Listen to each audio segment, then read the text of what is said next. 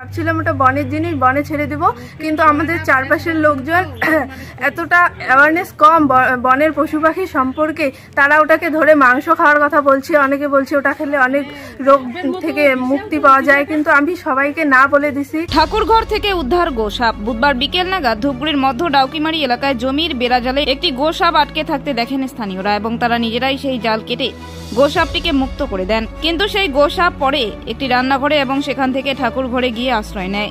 পরে সেই বাড়ি থেকে স্থানীয় পরিবেশ প্রেমীদের খবর দেওয়া হলে তারা গিয়ে ঠাকুরঘর থেকে গোসাপটিকে উদ্ধার করে নিরাপদ আশ্রয়ে ছেড়ে দেয়। স্থানীয় বর্ণালী সরকার জানান, বন্যপ্রাণী নিয়ে এখনো অনেক মানুষ অসচেতন। অনেকেই এটিকে ধরে মাংস খেতে চেয়েছিল, কিন্তু আমি অনেকক্ষণ ধরে সেটাকে দেখে রাখি। আমি চাই এটি বনের প্রাণী বনেই যেন ছেড়ে দেওয়া হয়। এই বিষয়ে তিনি আরো কি জানিয়েছেন শোনাবো। 3টার দিকে আমরা দেখতে পাই যে গুহি সাপ ওখানে একটা ছিল, জালের মতন ছিল, ওখানে আটকে গেছিল। তারপরে আমার ভাই ওটাকে খুলে দেওয়ার পরে ওটা আবার আমরা ছাড়িয়ে দিয়েছিলাম যে বনে চলে যাবে। তারপরে আমাদের আবার রান্নাঘরে চলে আসছিল।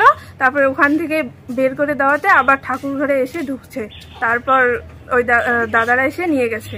না, আমাদের মনে কোনো ভয় ছিল না তেমন, কিন্তু আমি ওটাকে হাত দিয়েও ধরছিলাম, হাত দিয়ে ধরে ধরে কাঁচি দিয়ে কেটে দিয়েছিলাম, যে জানি ওটা বাইট করবে না। ভাবছিলাম ওটা বনের জিনিস, বনে ছেড়ে দেব, কিন্তু আমাদের চারপাশের লোকজন এতটা অ্যাওয়ারনেস কম বনের পশু পাখি সম্পর্কে, তারা ওটাকে ধরে মাংস খাওয়ার কথা বলছে। অনেকে বলছে ওটা খেলে অনেক রোগ থেকে মুক্তি পাওয়া যায়, কিন্তু আমি সবাইকে না বলে দিছি।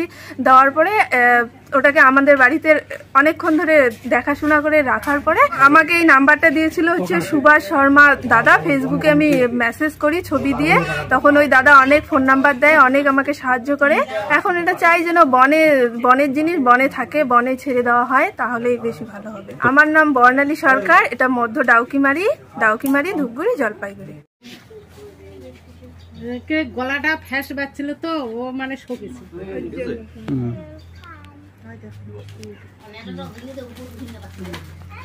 মানে সাপের মতো বিশাল তো জিভেটা, ওই দেখো অনেকটা জিভে বার করে। বনে ছাড়িয়ে দিবা কিন্তু, হ্যাঁ অনেকক্ষণ থেকে